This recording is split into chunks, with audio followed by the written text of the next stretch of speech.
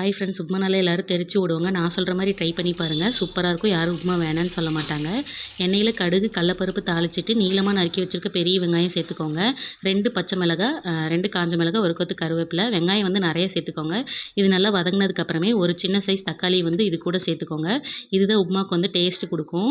நான் வந்து இன்றைக்கி கோதுமை ரவையில் வந்து செஞ்சு காமிக்கிறேன். நீங்கள் வந்து வெள்ளை ரவையில் இதே மாதிரி செஞ்சு பாருங்கள். சூப்பராக இருக்கும். ரவையை தனியாக வறுக்க தேவையில்ல. இது கூடவே போட்டு நல்லா வறுத்துக்கோங்க. இப்போ வந்து பார்த்திங்கன்னா தேவையான அளவு உப்பையும் இது கூடவே சேர்த்துக்கோங்க.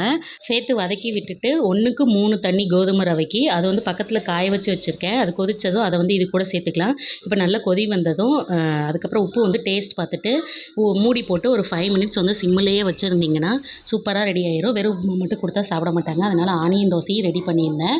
ஆனியன் தோசை, கோதுமை ரவை உப்புமா, தேங்காய் சட்னி வச்சு காலையில் பிரேக்ஃபாஸ்ட் சாப்பிட்டோம். இந்த வீடியோ உங்களுக்கு பிடிச்சிருந்துச்சுன்னா சேனலுக்கு சப்ஸ்கிரைப் பண்ணி சப்போர்ட் பண்ணுங்கள். ஓகே ஃப்ரெண்ட்ஸ், பாய்.